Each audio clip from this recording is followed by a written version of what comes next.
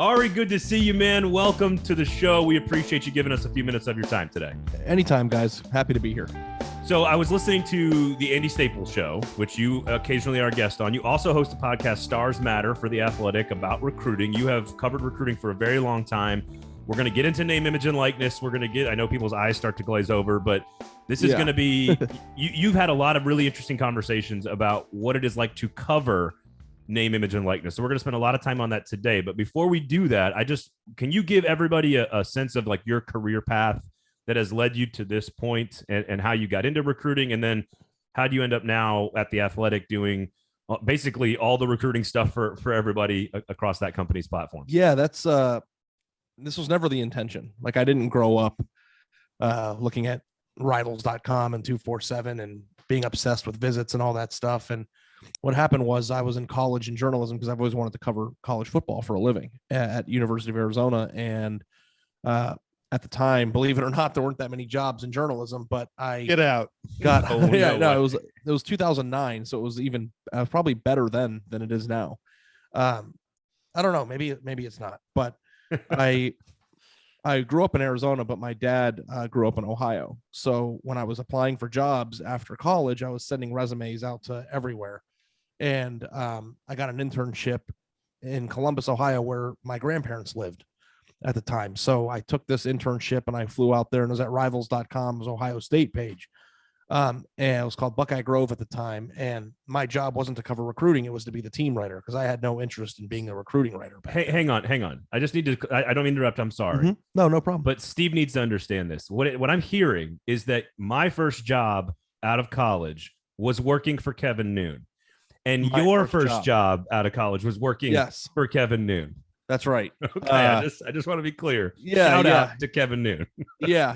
I think I was making about a solid 16 grand a year at the time, but I was living. But what he did was he gave me an opportunity to cover big time college football, and it helped me sidestep the covering lacrosse in Iowa step that most people don't do that.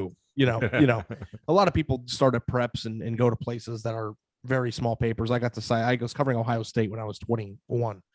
And then through then I got another job, and then I eventually was the Ohio State beat writer for the Cleveland Plain Dealer, where I was covering the team. But I found during that time, because it was during the hits age where everything was about traffic and how many hits you could get. We had access to our metrics. And I noticed during the time, and through the leadership and guidance of a mentor of mine named Doug Lee Maurice there, we came to the conclusion that recruiting just moved the needle more than team coverage.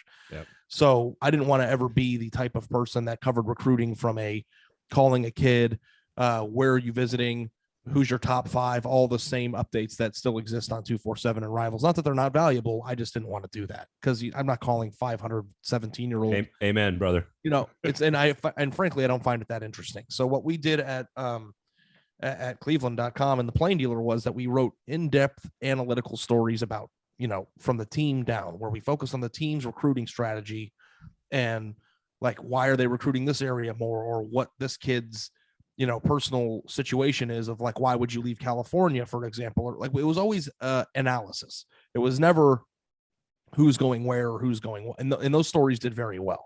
Like Nick Saban, for instance, my first year there, offered a kid in Cleveland, and we wrote a big takeout on why Alabama was recruiting Cleveland and what that meant for Ohio State. And like, those stories always did very well. And as I got to The Athletic, my first job was covering Ohio State's football team as the beat writer.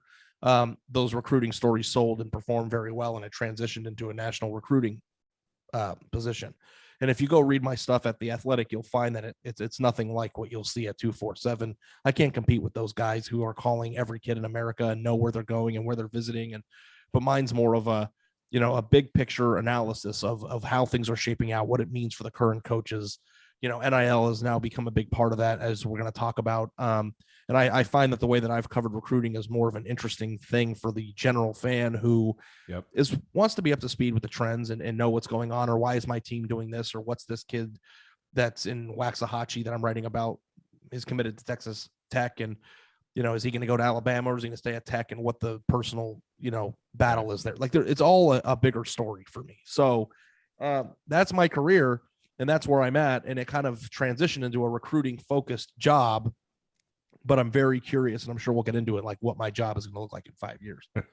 Well, I mean, if it exists. How is it? So let's start there. How is this job different than it was 2 years ago? So I went to, like I just mentioned, to Waxahachie High School, south of Dallas, on Wednesday. And, we did a lot of visiting with the player and the coaches and the player's mother. And I'm writing a story about a player.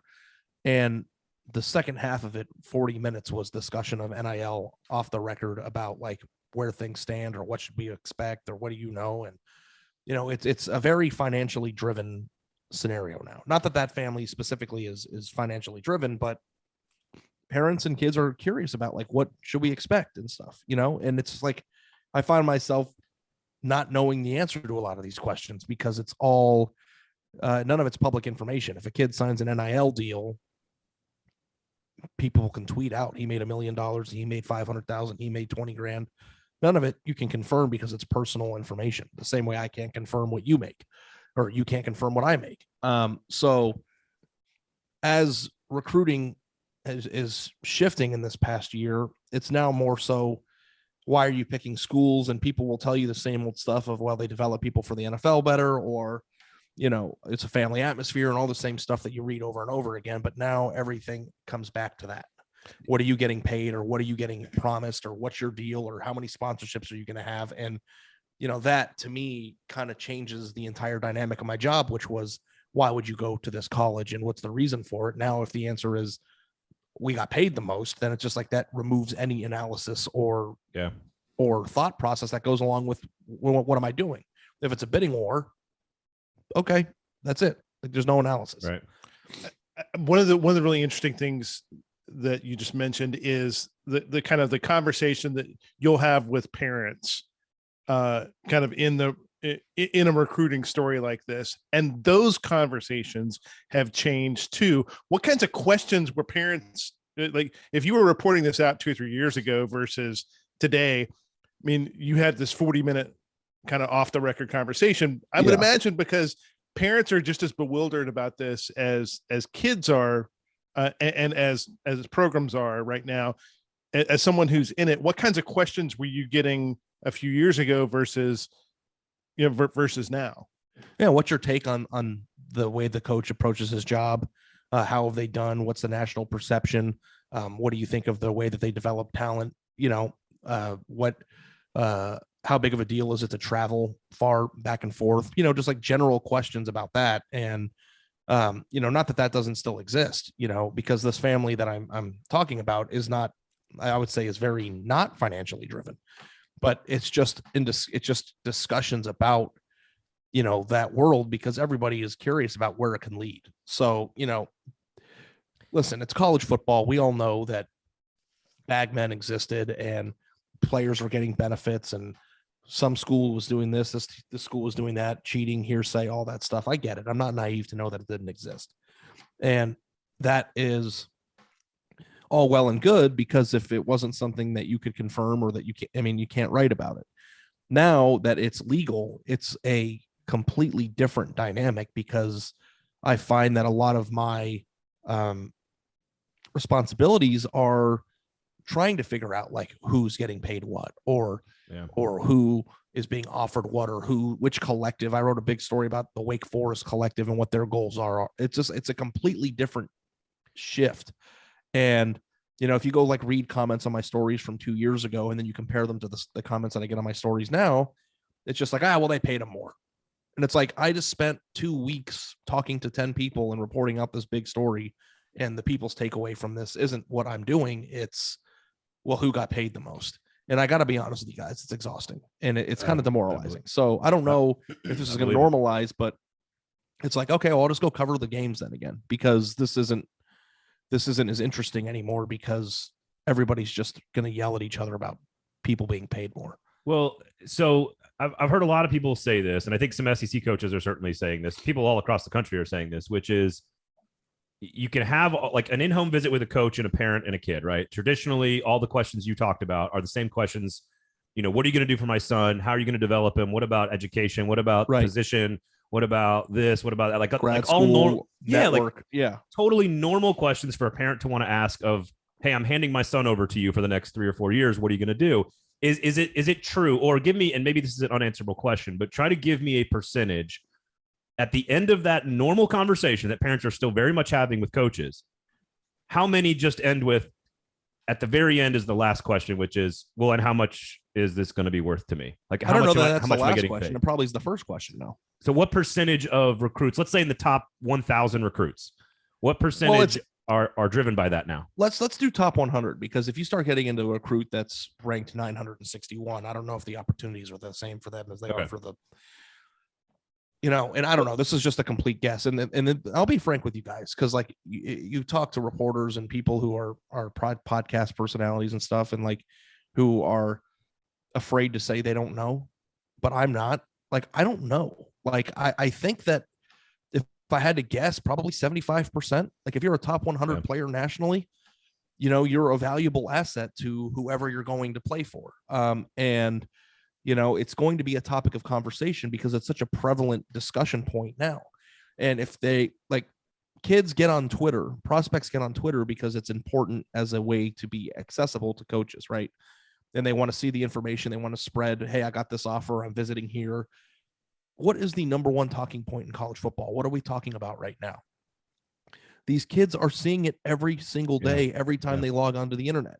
So you don't think that they're concerned about that? And rightfully so.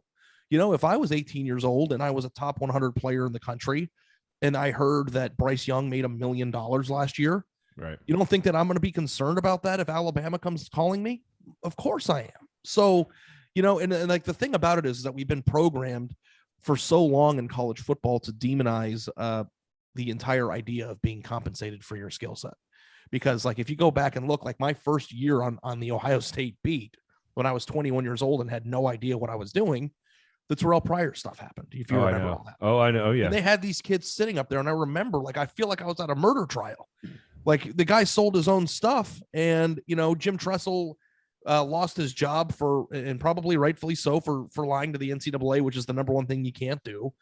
But like, when you think about some of the scandals that happened in college football 10 years ago and how so the world trivial react to it. It's quaint. There was the cover of ESPN, the magazine, said how deep it went, and they had them up on there like it was like some sort of like Enron Ponzi scheme. And it's just like, now, as fans who have loved the sport for so long, it takes time to reprogram your brain of like, this is okay. So like, it seems like it's bad, but like, if you're a top 100 player nationally in a recruiting class, before you get on college campus, you hear a lot of this. Well, they have never played it down. How could you possibly compensate them? Right? You hear that a lot. If you're a top 100 player nationally in high school football recruiting, you are in the top 1% of your profession. So they are absolutely worth what they are being paid. In some instances, I don't know if I'd pay $8 million for a quarterback, but they've achieved more in their field than most people achieve in their fields professionally just by getting to that point. So if they want to be compensated and feel entitled to, I feel like it's okay to normalize that and to pay them. I think it's fine. Is this not just sort of like the draft element, like the way that NFL draft became, and Steve says this all the time, like you're selling hope to fans, right? Like you're selling hope. That's all it is, yeah. And so could you not argue, and I'm curious how you report on this, because obviously we don't have the details of like the actual, agreements here, but do you find yourself looking more at like hit rate, bust rate, 5-star quarterbacks are 50-50 proposition? Because in theory, you could argue, let's say hypothetically, Nico Iamaleava is the guy we're talking about. Hypothetically, you could argue allegedly, yes, that he's actually more valuable as the recruit selling the hope than he actually would be as a quarterback on campus. Because once he gets to campus, he's got to deliver on the field, and we don't know what if that's going to happen or not. Yeah, and I'm working on a story right now with a coworker. Like, we're just calling recruiting directors and asking, "Hey, you got $10 million. How do you divvy this up on how you would buy your class?" So like, we're trying to like get different insight of like, well, we'd spend 80% of it on a quarterback, but that you're not getting that very often. We're getting a lot of offensive line, and it's like funny because offensive linemen are the least marketable players on the field. I know. So, but they're the most important to winning. So like that's what I always say about Arch Manning. Like Arch Manning is a 5-star prospect, but I feel like his worth and symbolism of his commitment means more to the program than it would like what he brings on the field, because he's being recruited by schools that already have 5-star quarterbacks on the roster. It's like if Arch Manning chooses your school, that is a symbolic thing of like the number one most hyped recruit of all time thinks that this is a worthy place for him to go. I think that you take that and run with it more so than winning 9 games in a year because he started as a freshman. So everything that you're saying is true. And it's just like the reason why people are obsessed with recruiting even before NIL is because everybody always wants to know what's next. They want to know what's next before, like they're more interested in what's next than watching the game on TV, because what's next is what inspires hope and what inspires, thought process of what could be. And then when those kids that they're reading about get on campus, they forget about them and they're thinking about what's next again. So, paying money to sign a class, like let's just say Tennessee is the place hypothetically that is paying all this money to get these kids to come to their school. If they sign a top 5 class this year, think about how much fun it would be to be a Tennessee fan even before those kids play a game, when it's been really shitty to be a Tennessee fan for a long time. So, like sometimes I wonder, like if you're paying for the actual production or if you're just paying for the interest and the hope that comes along with what can come next. So like there's a lot of dynamic there. And, I'm very curious too, because I have 2 schools of thought on how NIL was going to go. You crack the door open a little bit, they're going to bust right through it. Right. Or it's going to go crazy in the first year. People are going to start to set the market. You're going to start to see it come down, and it's just like everything else. I mean, is what is worth paying. And some of these people are, these boosters of these college programs are billionaires. So maybe the answer is unlimited. Like maybe it'll go so crazily out of control that these guys will make more money in college than they would from their rookie NFL contract. Maybe it'll get to that point. Are you buying Lane Kiffin, what he's saying, right? Because it seems like there's 2 schools of thought on this, like you just laid out, that eventually you need either ROI for your business or ROI on the field, right? Wins, because you're paying for the wins. Or is it just unlimited, and the boosters, as long as they have enough money and they still love their program as much as they do, like that's what Lane Kiffin seems to be saying, right? Is that like, it doesn't matter if you get ROI anymore. We're just going to keep spending to try to keep giving you players. Well, I mean, the thought process is let's just say, like, and I'm not saying Ole Miss by any stretch of the imagination, but pick a random SEC team. Are they paying for South players? Carolina. I don't even want to put a name on it because I don't want people to think I'm implying anything. But let's just say a random SEC team. I think everybody assumes that everybody in the SEC, to some extent, has dropped the bag at some point. All these programs have been doing whatever they need to do to get players onto their team, and a lot of them haven't been very good for a long time. It doesn't mean that they're going to stop trying. So like return on an investment is a very interesting dynamic, because when you talk about NIL, and I know you guys said this is going to be 30 minutes, but we can go an hour on this because this isn't even going to get close to winding down. But return on investment is like a very complicated thing, because NIL was supposed to be this like, well, go post for pictures at the pizza shop on the main drag of your campus, or post a tweet to your 100,000 followers about kombucha tea. There was never supposed to be about how much money can we raise as a fan base to throw at this guy to show up at one party a year.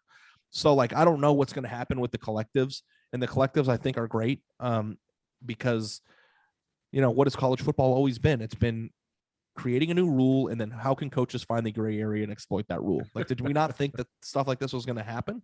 I don't know how I don't even think it's possible for the NCAA to crack down on it anymore. You can't put your hand in somebody else's pocket. Is it the commissioners? Are they the only ones that can do it? How could you possibly limit any? If you got a raise and I came after that, what are you going to do? Like, you know what I mean? Like, and they also have this rule of like, you can't induce players to come play for your school financially, right? How do you prove anyone's intent is? You could say, hey, come to Texas A&M or come to Ohio State or Georgia or Clemson. We'll pay you $1 million when you get on campus. Of course, I'm going to go to that school. And if you get mad at me for being induced financially for going, I'm just going to say, I love the atmosphere. What are you going to do? You don't know what my intentions were. And the other thing, too, is that, like, how is that any different than Nick Saban getting up on TV and saying, hey, Bryce Young made $1 million last year? It's the same thing. Everybody's induced financially. I'm induced financially. You're induced financially. We all have families to support and roofs to put over our head. So, like, why are we limiting the top 100 players in high school football? Like, they're not more valuable than some of the coaches in the programs. So how do you report on, like, we can kind of drill this down to Fisher and Saban then. So what if you were trying to figure out Because again, I'm assuming that there is no piece of paper somewhere where there's an agreement that links a school and a collective and a player, right? Like that, the whole point is that there's probably no paper trail, right? So how's your job covering recruiting, trying to go out and write about this stuff, talk about this stuff, which coaches are doing this or doing that, and where recruits want to go? Like, how do you report on it? If at the end of the day, at the end of the string you're pulling on, it just evaporates into thin air. It makes me want to walk off a cliff. Like, I mean, it's like, it sucks because like these are personal contracts. Like even in the transfer portal, people are like so worried about the high school stuff. But like, if you're a high profile person that wants to enter the transfer portal, just say, hey, you know what? I'm at program X. Program Y is going to pay me this much money to get there. I'm going to enter the portal and go there unless you guys get that money together. They sign a personal contract with a collective or with a business owner at that school that says they're going to make it. And then that contract, he's an adult. That's his. We don't get to look at it. And the only way that we ever got to find out about the $8 million was because the lawyer who brokered the deal gave us that contract. But that's not going to be something that happens all the time. So like when you look at that was somebody deliberately trying to manipulate the market there too. No, that wasn't even my story. I don't even know who the source was. I was just making right. A general idea of like, how do you get that? Somebody gave Stewart, whoever but the contract isn't public information. So like if you do that, then you might get a story here or there, but from time to time that happens. You're not going to get it every single time you are talking about somebody. So like there is no, like even if there is a paper trail, it's not public information. So the thing that most frustrates me about NIL is that everybody throws out these numbers. This guy got paid $100 million. This guy got paid $5. This guy, it doesn't matter. And everybody automatically assumes that it's true. Nick Saban went to a booster meeting and said things that weren't true because everybody just automatically believes it. The Jackson State thing's stuff, right? Not true. Come on. But he might have heard it somewhere or it was a rumor and he just regurgitated it. And that's what everybody does all the time. And that's why Jimbo Fisher got angry and maybe rightfully so. But also at the same time, if you put my life on it, did Texas A&M pay? Probably, yeah. But like, it's like also the thing that I don't understand is it's not against the rules, so who cares? Right. So like, it's like this like whole thing of just like, if I were Jimbo Fisher, I'd be like, you know what, man? We paid every single one of our kids in our recruiting class $5 million. You want to be next? My DMs are open. Right. Why don't you just say that? Right. And I know that there's some murky waters with NIL or with the NCAA, and people are wondering if whether the collectives are going to get brought, but like the NCAA isn't putting their hands in anyone's pockets anymore. So if they want to start like banning kids from eligibility or not letting them play because they got paid, like that's completely un-American and something that is not going to last for a long time.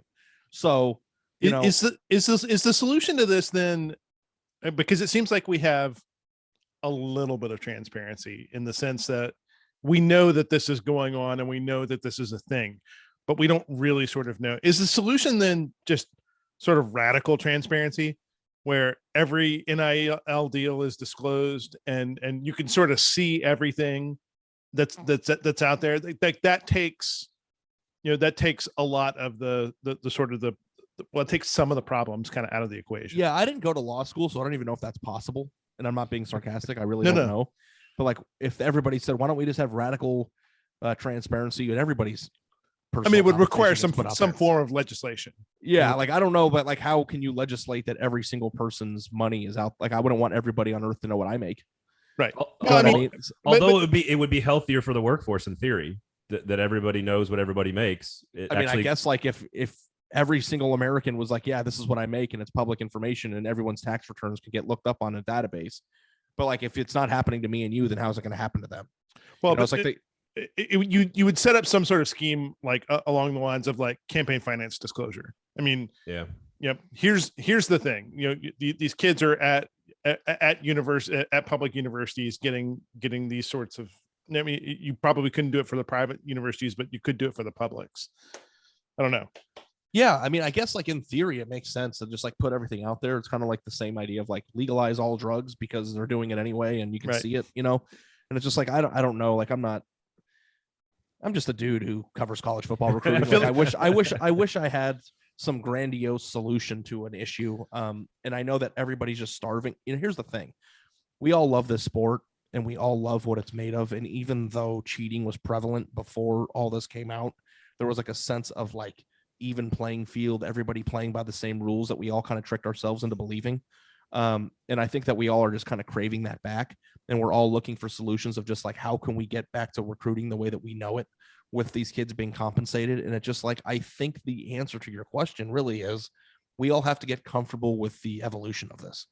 And like, maybe in 5 years, it'll feel normal and it'll be right. And, it won't be criminalized to assume that the quarterback of a team made a lot of money, because he probably deserves it. And that's just the new normal. Like, I don't think that we're ever going to get like put anything in place legislatively or rule wise through the NCAA that's going to make it feel like it did in 2018. I just think we've got to get comfortable with being uncomfortable. If your boss came to you and said, "Hey, I want you to write a story," because even Jimbo Fisher said it in his press conference, I'm totally for some uniform guardrails and guidelines. Nick Saban, like, that's what's ironic about the Saban Fisher thing, is that they actually agree with each other. And I think everyone's been talking about this. So if I came to you and I'm your boss and I say, "Listen, I need you to do a really long form piece about what that could actually look like what does uniform guardrails and guidelines and regulations, what does that actually look like?" How would you begin to write that story? Where would your mind go? I don't even know, man.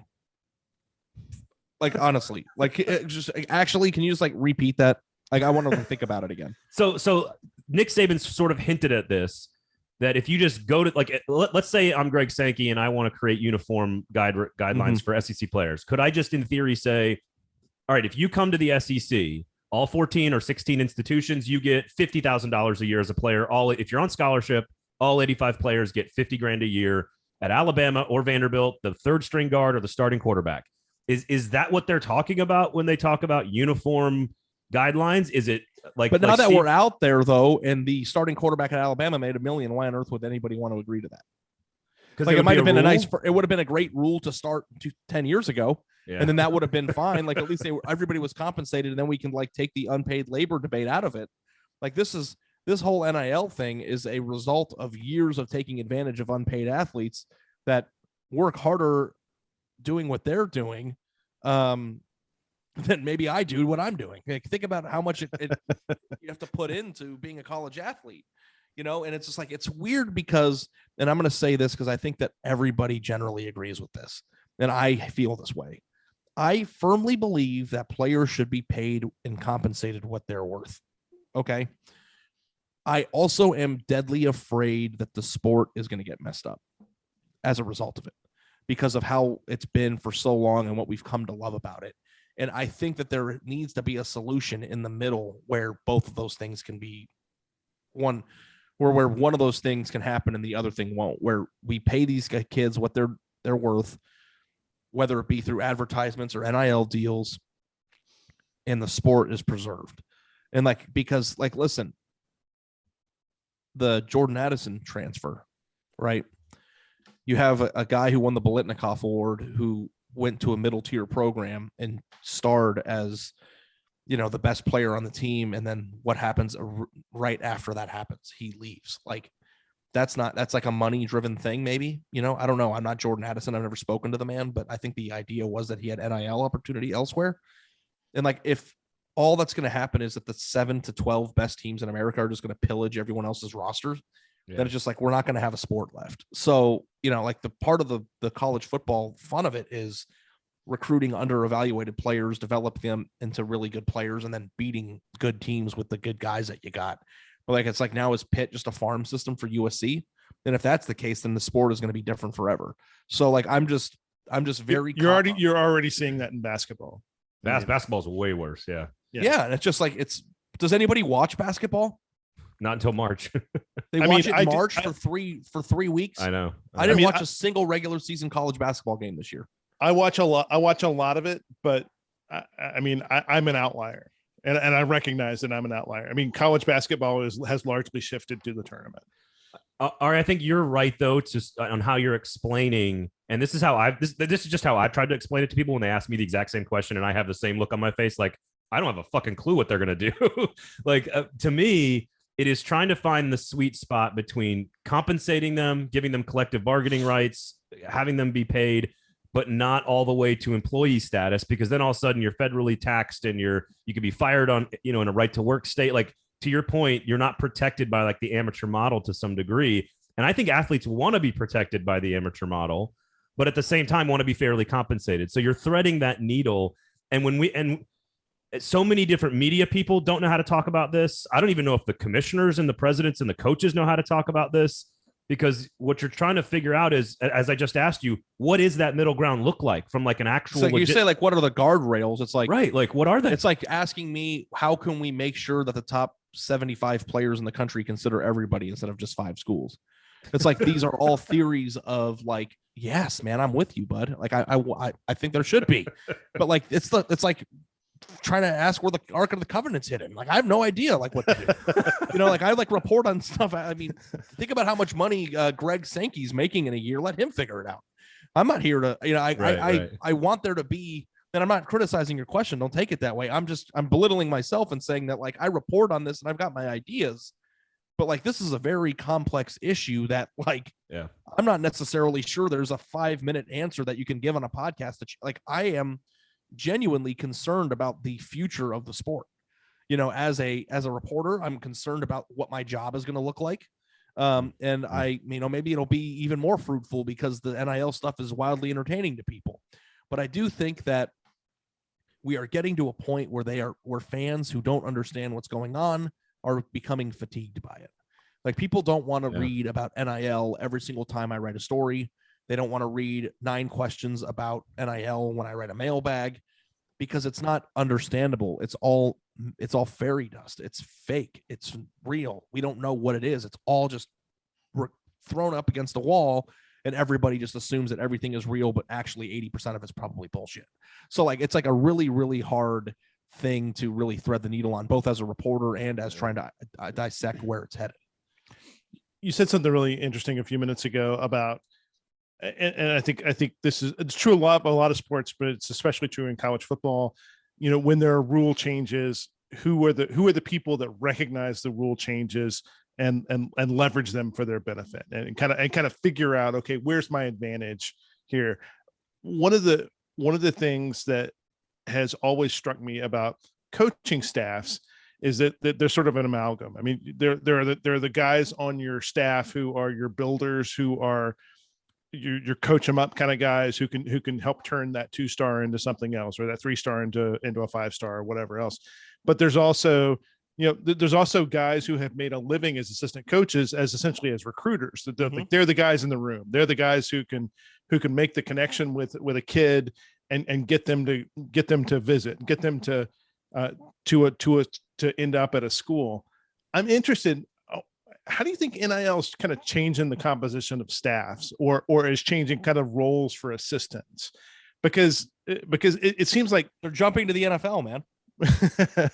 Some of the best young recruiters that I mean, honestly speaking, I know 3 or 4 different people personally that have taken jobs in the NFL because recruiting is about financial stuff now. And it's like, if you are an ace recruiter and you work for a group of 5 school, and you're able to go out there and get a few top 250 players, and you could set up your program real nicely in the group of 5. But now it's just recruit your ass off, and at the end of the road, some other program that's in the Power 5 is just going to pay them more, and you lose out. What are you even spending? Like if I told you you could spend 80 hours in the next 2 weeks working on a project, and at the end of the project, somebody who did nothing is just going to come, get the benefits of your hard work because they have more cash, would you do the 80 hours of work? Does sound like the media business, though. Yeah, it does. It does sound like our industry a little bit. I'd like to introduce you to aggregation. Yeah, no, I'm very familiar. But you know what I mean? It's I totally get it, dude. But aggregation doesn't take away from the original reporting, and people still pay to read the stuff. So, it's just like all that work is for nothing. If you lose the kid, all that time you spent and all the money that your program spent sending you around to fly in and visit with, and it's just time is money, and you lose all of it when all you want to do is coach kids and be a coach. Why not just go to the NFL and coach people? So here's the thing too, if you guys have ever heard me talk, I think that 80% of, like, as things stand, maybe last year, 80% of a college coach's job is to recruit. And I think that people don't understand that. Like 80% is getting the kids on your team. And then the other 20% is development and weightlifting and X's and O's and, culture and all that other stuff that you like to read on fan sites. Using timeouts correctly. That's right. 80% of it is, how can I get the best players on my team so that when we play the other team, we have better players than them? Yep. So many coaches have been fired in the recent past because they suck at recruiting. That doesn't mean they're not good coaches. There are a lot of really good coaches who can design a great offense or can motivate a team or get people to everybody love everybody like they did in that Will Ferrell movie. But if you can't get Dan Mullen's offensive system. Bingo. Yep. So like now in a world where like listen, I covered Urban Meyer for 7 years, and right now he's a very polarizing figure. So, and I know people like him or don't like him. That dude is the most fierce recruiter I've ever seen in my entire life. And why did Ohio State lose 9 games in his entire 7-year tenure? Because every single time they took the field, they had better players in the team they're facing. And the losses that they did have were to teams that were similarly made up in the postseason for the most part. And now college football, if NIL really gets a hold of it and the collectives become the GMs, then all of a sudden what makes an elite level college coach is going to shift. Like if you gave Dan Mullen Nick Saban's roster, how good of a coach would Dan Mullen be? Would he be fired or would he win a national title? He almost beat Nick Saban in the SEC championship game with his own players. With his own players. Can you imagine? Right. So, and I thought Dan Mullen should have been fired. Like, I'm like the first person to be like, dude, does not get it, does not know how to recruit to Florida, does not want to do it. And he's not fit to be their coach because he can't get the talent that's necessary to win those games. But if there's a third party who is now going to broker deals for 17-year-olds to come to that school and the coach is out of it, then all of a sudden there's a lot of like Herm Edwards might be the best coach in America. Or Josh Heupel. We don't know. Who knows? Like, is Nick Saban great because he is a great football mind, or is he great because he has learned how to run a program that has 17 first-round draft picks on it when they play teams with 0? What really is it? And it's like, that is not I'm not taking anything away from Nick Saban, but if you go back and you look at Urban Meyer's record at Ohio State, I think he was 5-5 in games with equal talent. It's not like these guys are like to me, I think what Bill Belichick has done in the NFL is far more insane than anything that anybody at the college level has done because of the parity in that sport. But there isn't parity with Alabama and Ohio State. Let me go Josh Heupel here, because I find Josh Heupel to be a very fascinating character in this time frame, because I think his offense is productive. It's always sort of a known commodity. It is what it is. But the knock on Josh Heupel has always been he is not a great recruiter. He wasn't a great recruiter at UCF. He didn't, win battles in the AAC at the time. But if this GM, this collective, is now going to be he's outsourcing recruiting, right? Is what we're talking about. You're outsourcing the recruiting that you have to do to this collective. And how much credit does he get? Well, that's what I'm asking. Like, does that help him stay there longer? Of course. Like, obviously, but how, now here's my question as a reporter. What do you think the actual off the record communication is? Like, does a collective, are we going to see football coaches be hired as heads of collectives now? Like, because they have to evaluate talent. Like, what is, so yeah, that people always ask this, and I think it's interesting, but are you guys like, do you follow a certain team? All of them. Yeah. Well, if you ask a fan, what's your favorite football team, college football team, and let's just use Ohio State because it's my background. There are 4 publications who cover Ohio State that have a big board of Ohio State's targets on their front page right now. Like anybody can go figure out who a program really wants, because all you've got to do is track visits and track offers, and all that stuff is readily available. So if you're running a collective, and this is the naive response, by the way, you don't really have to talk to the coach to know who they want. It's like, oh, you think that Tennessee wants Nico Iamaleava? I've tried to say his name correctly and I can't do it. Forgive me. Iamaleava. I have written it out phonetically and I still can't say it. But, Nico. So you need to take a rocket scientist to know that Tennessee wants Nico? Like, right. Come on. So it'll be interesting, I think, in the second tier programs where there's like 1 million players and you have to parse through them. But also the heads of the collectives are absolutely talking to the coaches. Right. So like, let's act like let's just cut the shit. Like they're talking to them. Like, of course they are. So like if you, there's a lot of burner phones in those offices, I bet. Oh, I love it. And it's also like, why don't we just like make it legal? Like the coach can talk to whoever he wants. Yeah, we want that kid. We want that kid.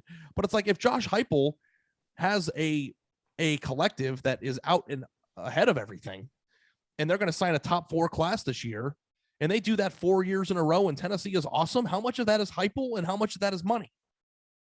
Yeah, it's not Heupel. 80% money. Right. So here's the thing that I will say, though, is that if Tennessee does go out and sign a top 5 class this year and has 10 top 100 players because of their collective, what's going to happen? Every other program that is situated financially the way that Tennessee is going to take note of that, and they're going to do it too.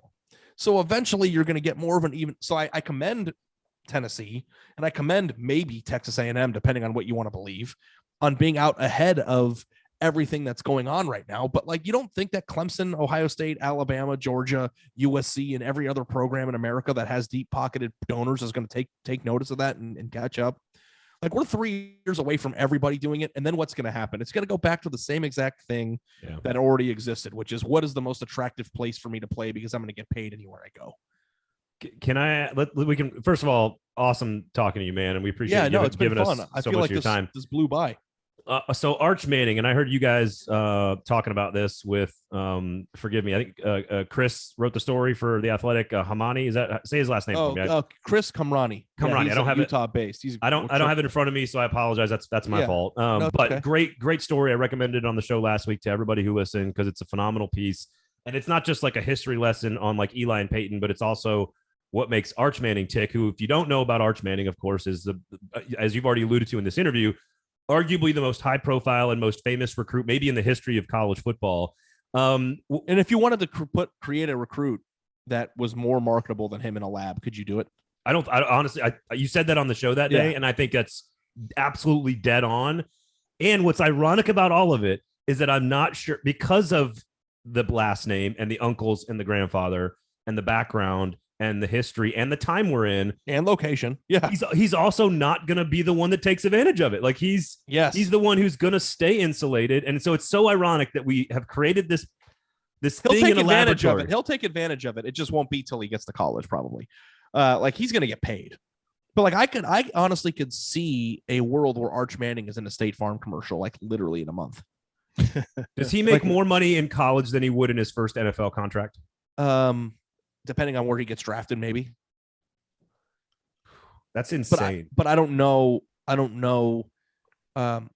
Like what makes somebody tick. It's like the NIL stuff is such an interesting dynamic too. And I wrote a column about this when Nick Saban and Jimbo were going at it. But Nick Saban's life work is creating a program that is inherently valuable without duffel bags, right?